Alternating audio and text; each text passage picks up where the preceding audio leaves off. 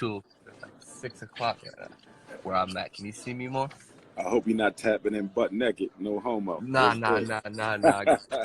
Got my shirt off. I'm doing great, man. I just watched your Breakfast Club interview, and it was really like insightful. Appreciate that. Where you based at? Minnesota, if you know where that is. Where at in Minnesota? Like the suburbs by Minneapolis. It's called Burnsville. It's okay. A little, I spoke at the University of Minnesota Mankato campus. Oh, yep. Yeah, I'm familiar over there. Okay. Yeah. Yeah, you should be coming soon because aren't you going to every state 2020? Yes, sir. I haven't had anybody volunteer to help me find a venue in Minnesota yet, so you might want to get in on that. We need a spot for Minnesota. Absolutely, got to talk with some people. How many states have you got places in so far? Okay, say that one more time. I said, how many states have you gotten places so far? So far we have Louisiana, Mississippi, Connecticut, Oklahoma, Washington, D.C. We got about 6 so far with another 6 coming. Wow. But Minnesota is not one of them, though. Minnesota. Wow, we have a huge black community over here. We got to work something out, man, for sure. We got to figure something out. Where are you at right now? Are you in New York? Atlanta Airport, on my way to Orlando. I have to speak in Sanford, Florida tonight. Oh, wow. Yeah. Well, quick question. What do you think? Are you a Muslim? Or what's your religion? I was raised Muslim. Okay. But my spiritual system is Ifa. I practice the spirituality of the Yoruba people of Nigeria.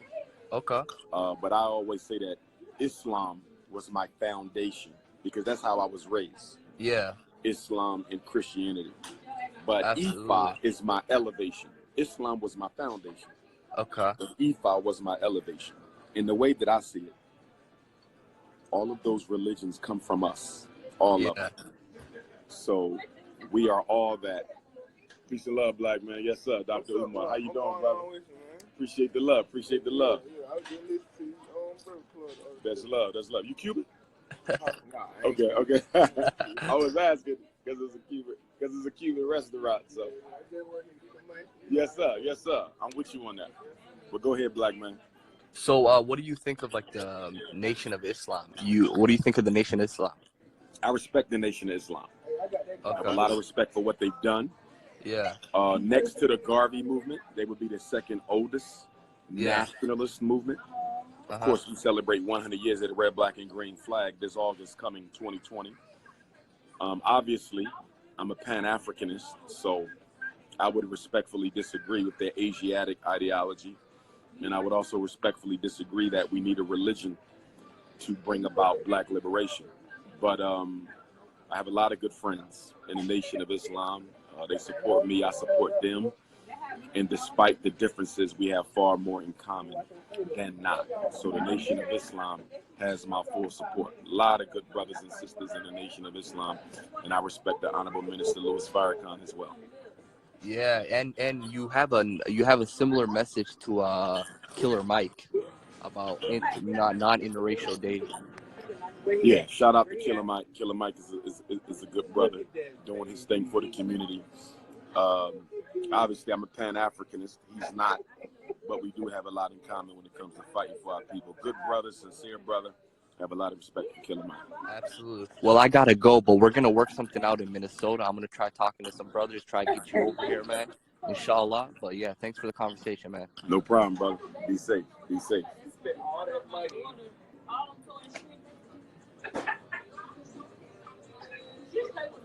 These kids have no clue how mad we be when they don't put our investment to work. She'll play with a cardboard box so she takes it to her. Wrap a cardboard box up and give yourself for a birthday. You want the sample cake or you good? You know what? Let me mess with this first, my love. Okay. You know what? Could I have some silverware? I tried to get some, but I didn't. Do you see that? I'm still sleeping, my beautiful queen. How we doing there, sis? Hello, I'm good. Where you at in the world? London. London. Yeah. I'll be over there this spring sometime. Just waiting for Really? the date. Oh, that's amazing. I actually really want to see you. I saw your Breakfast Club video as well. I thought it was really amazing. I just wanted to ask you, what does being a Pan-African mean? So it means you don't have any religion. Mm-hmm. What is it? Is it like you do anything with African spirituality or something? Or, Well, Pan-Africanism can be summarized in 3 points. Point number 1, all African people, all of us, no matter where you live, London, Australia, Jamaica, New York, Africa, we one family, irrespective of skin tone, flag, nationality, language, religion, one people. And we identify as African people first. We are African first. That's before religion, before nationality, before language, African first. Number 2, as Africa goes, so goes the rest of us. So the reason we got to make Africa strong, because without a strong Africa, there will never be a strong Black UK. Without a strong Africa, there will never be a strong Black America. As the mother goes, so goes the children. You cannot empower yourself in the diaspora until you have empowered yourself at home. You cannot empower yourself in the diaspora until you've empowered yourself at home. Number 3, self-determination. Whatever is to be done for Africans must be done by Africans with no outside participation. It is us and it is us only. No whites, no Chinese, no Arab, no Mexican, all Black people only.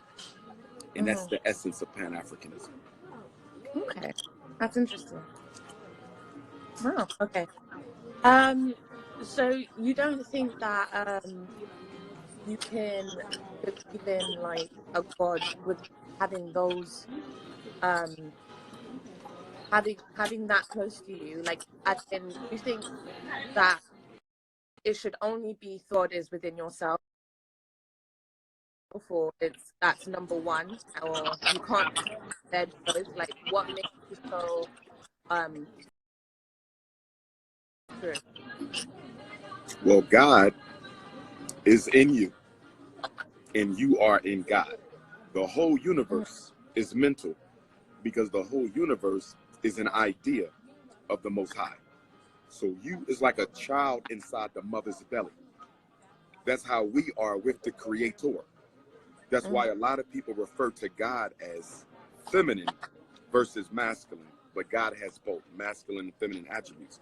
So we are in God and God is in us, automatically in the child. You see, so spirituality is a very important piece of Pan-Africanism, but we're not limited to spirituality. We are about the total political, economic, social, intellectual, educational, cultural liberation of African people. Okay. I have like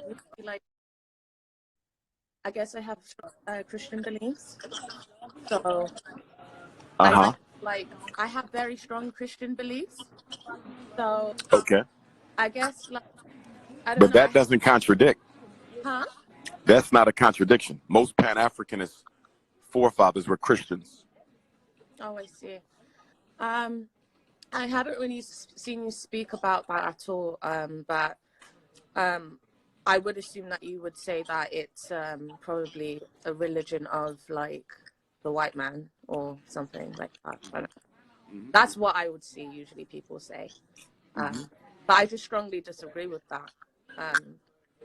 Obviously, religion had been in Africa. That religion had been in Africa way before it came to Europe, the Roman Empire. Can you hear me there?